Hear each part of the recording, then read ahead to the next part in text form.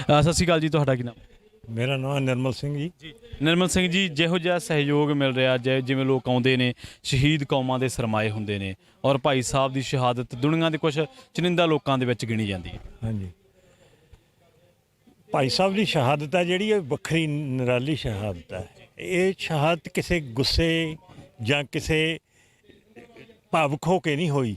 ਉਹਨਾਂ ਦੀ ਅੰਦਰੋਂ ਮਨੋਬਿਰਤੀ ਸੀ ਇਹ, ਜਿਹੜੀ ਸਾਲਾਂ ਵੱਧੀ ਇਸ ਚੀਜ਼ ਨੂੰ ਉਹਨਾਂ ਨੇ ਪੜਚੋਲ ਕੀਤਾ ਤੇ ਘੱਟੋ ਘੱਟ ਲਾਵਾਰਸ 25,000 ਲਾਸ਼ਾਂ ਨੂੰ ਘੰਗੋਲਿਆ ਤੇ ਉਹਨਾਂ ਦੇ ਪਰਿਵਾਰਾਂ ਤੱਕ, ਜਿਹੜੇ ਬਿਨਾਂ ਜਿਉਂਦਿਆਂ ਤੋਂ ਹੀ ਆਸਾਂ ਲਾਈ ਬੈਠੇ ਸੀਗੇ ਵੀ ਸਾਡੇ ਮੁੜ ਕੇ ਆਉਣਗੇ, ਉਹਨਾਂ ਨੂੰ ਦੱਸਿਆ ਵੀ ਉਹ ਨਹੀਂ ਹੈਗੇ ਤੇ ਸਾਨੂੰ ਉਹਨਾਂ ਨੂੰ ਲੱਭਣ ਵਾਸਤੇ ਕਿਸੇ ਹੋਰ ਦੇ ਵਿੱਚ ਦੀ ਦੇਖਣਾ ਪੈਣਾ, ਕਿਸੇ ਹੋਰ ਬਿਰਤੀ ਨਾਲ ਸੋਚਣਾ ਪੈਣਾ। ਤੇ ਉਹਨਾਂ ਦੀ ਉਸਨੇ ਬਹੁਤ ਰੰਗ ਲੈ ਕੇ ਆਂਦਾ। ਲੋਕ ਜਿਹੜੇ ਭੜਕੇ ਹੋਏ ਇਨਸਾਨ ਸੀਗੇ, ਉਹ ਤੋਂ ਬਾਅਦ ਵੀ ਕਈ ਫਿਰ ਰਾਹਾਂ ਤੇ ਆਏ ਵੀ ਸਾਨੂੰ ਜਿਹੜਾ ਸਾਡਾ ਰਾਹ ਹੈ, ਜਿਹੜਾ ਸਾਡਾ ਮਿਸ਼ਨ ਹੈ, ਜੇ ਇਸ ਢੰਗ ਨਾਲ ਨਹੀਂ ਹੁੰਦਾ ਤਾਂ ਦੂਏ ਢੰਗ ਨਾਲ ਵੀ ਮੁੜਿਆ ਜਾ ਸਕਦਾ। ਸਮਝੇ ਜੀ? ਉਹਨਾਂ ਨੇ ਇੱਕ ਕਿਸਮ ਦਾ ਰਾਹ ਵੀ ਦਿੱਤਾ। ਉਹਨਾਂ ਨੇ ਰਾਹ ਵੀ ਦਿੱਤਾ ਵੀ ਇਕੱਲੀ ਕਿਰਪਾਨ ਨਾਲ ਜਾਂ ਰਫਲ ਨਾਲ ਇਹ ਨਹੀਂ ਆਉਂਦਾ, ਇਹ ਕਲਮ ਨਾਲ ਵੀ ਆਉਣਾ।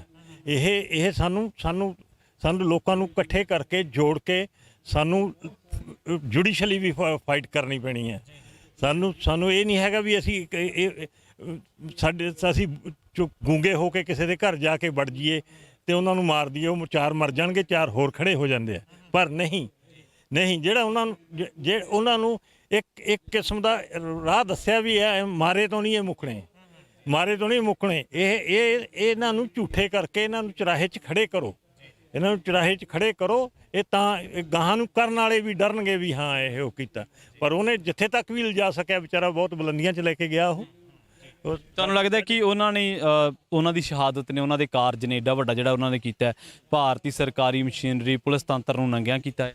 ਹਾਂਜੀ, ਉਹਨੇ ਸਪੈਸ਼ਲ ਉਹਨਾਂ ਦਿਨਾਂ ਦੇ ਵਿੱਚ ਜਿਹੜੀ ਸਾਡੀ ਪੁਲਿਸ ਹੈ, ਉਹਨੂੰ 100% ਅਖਤਿਆਰ ਸੀਗੇ। ਸਾਨੂੰ ਸਾਰਿਆਂ ਨੂੰ ਪਤਾ ਹੈ 84 ਤੋਂ ਬਾਅਦ ਉਹਨਾਂ ਨੇ ਕਹਿੰਦੇ ਆ ਲੋਕ ਬਈ ਉਹ ਇੱਕ ਦੰਗੇ ਹੈ, ਪਰ ਉਹ ਦੰਗੇ ਉਹਨਾਂ ਦੇ ਵਿੱਚੋਂ ਕੋਈ ਵੀ ਮੌਤ ਦੰਗਿਆਂ ਦੇ ਹੱਥੋਂ ਨਹੀਂ ਹੋਈ। ਉਹ ਪ੍ਰਸ਼ਾਸਨ ਦੇ ਹੱਥੋਂ ਸੋਚ ਸਮਝ ਕੇ ਕਿਲਿੰਗ ਹੋਈ ਹੈ।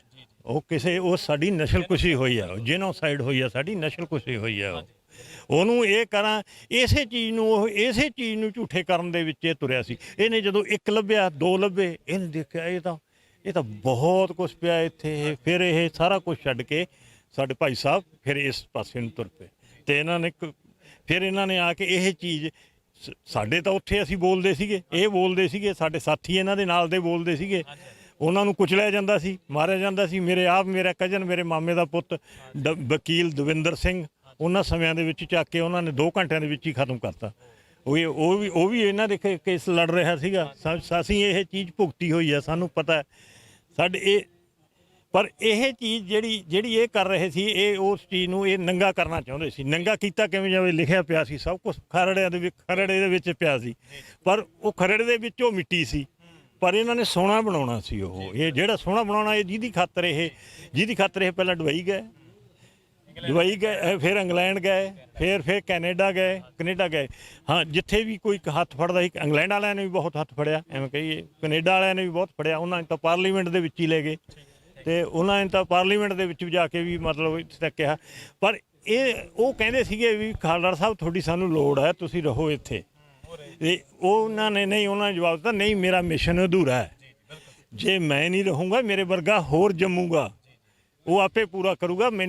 ਜੇ ਮੈਂ ਇਹ ਇੱਥੇ ਛੱਡਤਾ, ਹੋਰ ਕਿਸੇ ਨੇ ਨਹੀਂ ਜੰਮਣਾ ਨੇ। ਜੇ ਮੈਂ ਡਰਦਾ ਉਹਨਾਂ ਤੋਂ ਇੱਥੇ ਰਹਿ ਗਿਆ ਤਾਂ ਇਹ ਚੀਜ਼ ਸੀ। ਸੋ